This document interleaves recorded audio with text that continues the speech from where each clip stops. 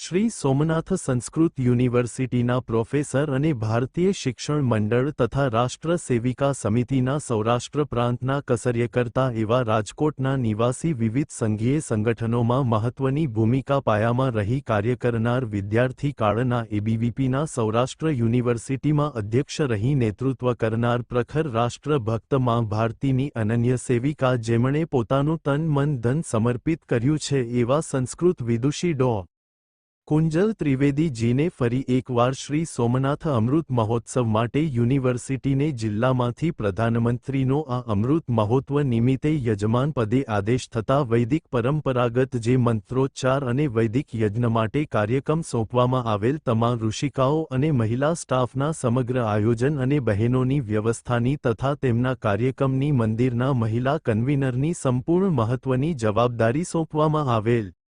કલા સાધના અને ભરતનાટ્યમમાં ઊંડો રસ રુચિ ધરાવનાર તથા અનુભવી એવા ડો. કુંજલ ત્રિવેદીએ 2 દિવસ સતત આ કાર્યક્રમને સફળ બનાવવામાં મહેનત કરી હતી.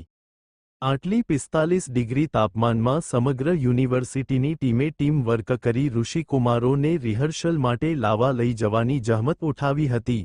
વેકેશનનો પડકાર હોવા છતાં 7:00 થી 800 ઋષિકુમારો અને કન્યા હાજર રહ્યા હતા. આ પહેલા પણ 11 જાન્યુઆરીના 72 કલાકના મંત્રોચ્ચારમાં રાત્રિના 2 વાગ્યે કડકતી ઠંડીમાં તેઓ મંદિર પરિસરમાં હાજર રહી ઓમકાર નાદ માટે ફરજ બજાવી શિવ ભક્તિમાં લીન બન્યા હતા ત્યારે તેઓ પૂરા ગુજરાતમાં સમગ્ર મીડિયામાં પ્રસિદ્ધ થયા હતા.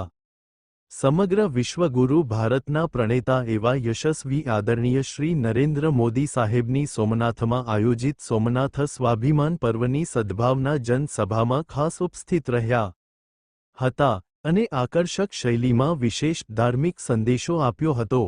તે પણ ખૂબ ઉમદા વિચારોથી ભરપૂર હતો અને આ વખતે પણ તેઓ એક ખૂબ ઉર્જાવંત અને સંદેશો આપ્યો છે અને સાથે સમગ્ર હિન્દુત્વ ઉપર તથા ભારતીય સંસ્કૃતિની આસ્થા શ્રદ્ધા વિશ્વાસની ટકાવી રાખવા અતૂટ ધાર્મિકતાને વરેલી ભારતીય સંસ્કૃતિને સંવર્ધિત કરવા અપીલ પણ કરી છે.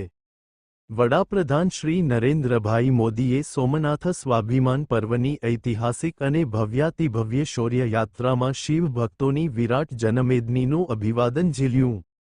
સોમનાથ સ્વાભિમાન પર્વની શૌર્ય યાત્રામાં વડાપ્રધાનશ્રીની પ્રેરક અને ગરિમામય ઉપસ્થિતિ સોમનાથની શૌર્ય યાત્રા એક ભારત શ્રેષ્ઠ ભારતનું પણ પ્રતીક બની. ગુજરાત રાજ્યના તમામ જિલ્લામાંથી અને ખાસ ગીર સોમનાથ અને સૌરાષ્ટ્ર કચ્છ વિવિધ રાજ્યોના કલાકારોએ 20મી વધુ પ્લેટફોર્મ પર કાશ્મીરથી કન્યાકુમારી સુધીની પ્રાચીન ભારતની સાંસ્કૃતિક કૃતિઓ પ્રસ્તુત કરી. સોમનાથમાં આધ્યાત્મિક ચેતનાના વિરાટ દર્શન. વડાપ્રધાને શિવના પ્રિય વાદ્ય ડમરૂ નાદ અને ઋષિ કુમારોના શંખનાદ વચ્ચે હજારો શિવભક્તોનો ઉત્સાહ વધાર્યો. વૈદિક મંત્રોચ્ચાર શિવજાપ અને અખંડ વૈદિક યજ્ઞ આહુતિઓના સાથે સમગ્ર સૃષ્ટિના કલ્યાણની પ્રાર્થના થઈ. મુખ્યમંત્રી શ્રી ભૂપેન્દ્રભાઈ પટેલ તથા નાયબ મુખ્યમંત્રી શ્રી હર્ષભાઈ સંઘવીની ઉપસ્થિતિ સોમનાથ મહાદેવ કી જય અને હર હર મહાદેવ ના ગગનભેદી ગુંજાર્વ સાથે વડાપ્રધાનશ્રીનું માર્ગો પર પુષ્પોથી સ્વાગત તારક ચિહ્ન અને સાથે વાયુસેના દ્વારા સોમનાથ મંદિર ઉપર એરફોર્સ દ્વારા પુષ્પાંજલિ અર્પણ કરવામાં આવી. ઋષિ કુમારોના શંખનાદ અને શ્લોકના ઉચ્ચારણથી વાતાવરણ આધ્યાત્મિક ઉર્જાથી તરબતર બન્યું. વડાપ્રધાન શ્રી નરેન્દ્રભાઈ મોદીએ સોમનાથ સ્વાભિમાન પર્વની શૌર્ય યાત્રામાં સહભાગી થઈ ખુલ્લી જીપમાં હજારો શિવભક્તો ગુજરાત અને દેશભરના પ્રવાસીઓ ભાવિકોનું અભિવાદન ઝીલ્યું હતું. સોમનાથના કાજલી અને રામજી મંદિરના રૂટ શો સર્કલથી શરૂ થયેલી આ શૌર્ય યાત્રામાં વડાપ્રધાને પ્રારંભે શિવનું પ્રિય વાદ્ય ડમરૂ લઈ શિવભક્તોનો ઉત્સાહ વધાર્યો હતો.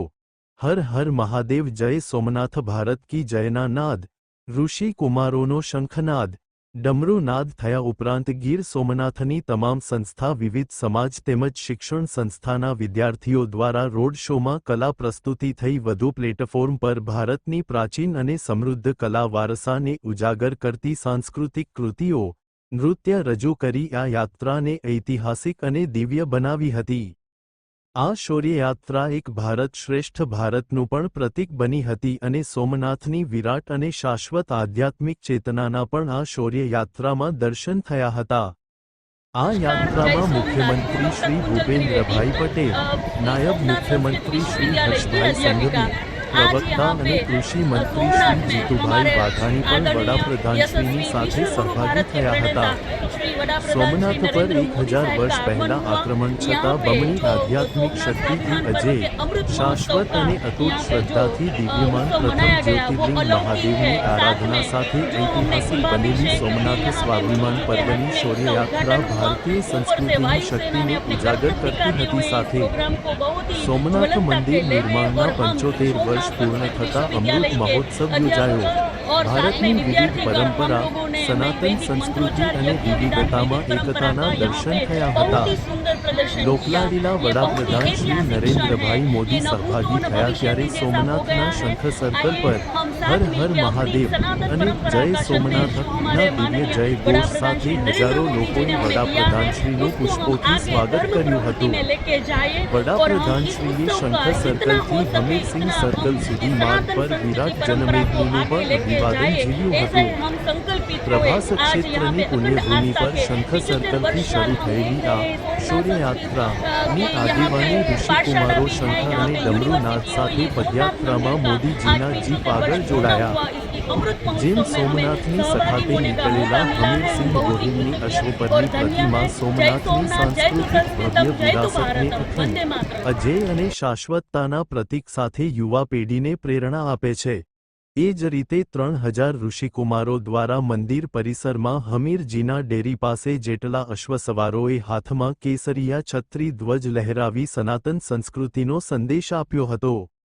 શ્લોકના દિવ્ય ઉચ્ચારણ વચ્ચે ઋષિકુમારોએ શંખનાદ કરી ડમરૂના ગગન ગજાવતા નિનાદ સાથે શૌર્યયાત્રામાં સોમનાથની ભવ્યતા, દિવ્યતા અને આધ્યાત્મિક ચેતનાનો સંદેશ આપ્યો હતો.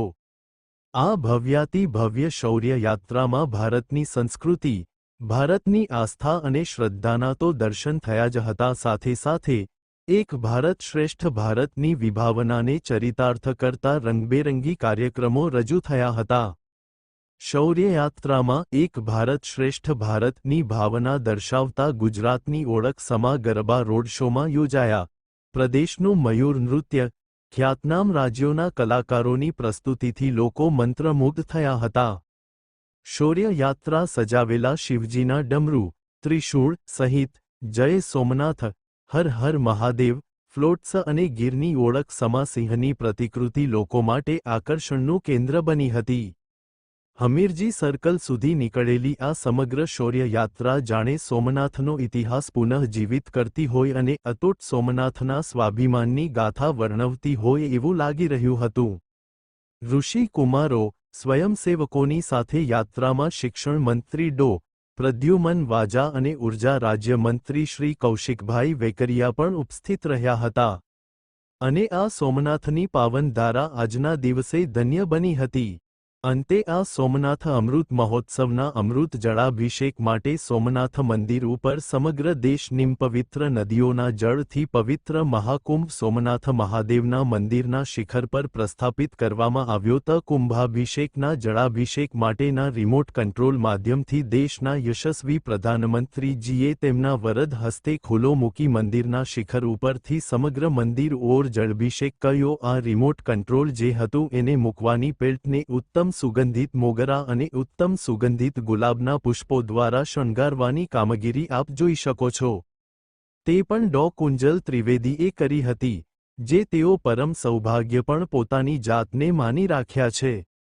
સાથે વાયુસેના દ્વારા અદમ્ય સાહસ નકરતબો બજાવનાર લેડી કર્નલ સિંધુની પણ તેમને રૂબરૂ મળી મુલાકાત લઈ સંસ્કૃતમાં અભિનંદન આપી તેમની રાષ્ટ્ર સેવાને બિરદાવી હતી અને તેમના રક્ષણની કામના કરી હતી. સાથમાં સોમનાથ મંદિર પરિસરમાં બનેલી અદ્ભુત મંદિર નિર્માણની સરદાર પટેલના સંકલ્પથી લઈને મહમ્મદ ગઝનવીની આક્રમકતાની અને વર્તમાન યુગના સ્વર્ણિમ કાળને વર્ણવતી પ્રદર્શની પણ તેઓએ નિહાળી ધન્યતા અનુભવી હતી. અંતમાં તેઓએ મોદીજીના સાક્ષાત નજીકથી દર્શન કરી તમેના અદ્ભુત વ્યક્તિને નિહાળવાનું સૌભાગ્ય પણ તેમને પ્રાપ્ત થયું હતું, જે તેમના અનુભૂતિના સંદેશા જોઈ શકાય છે.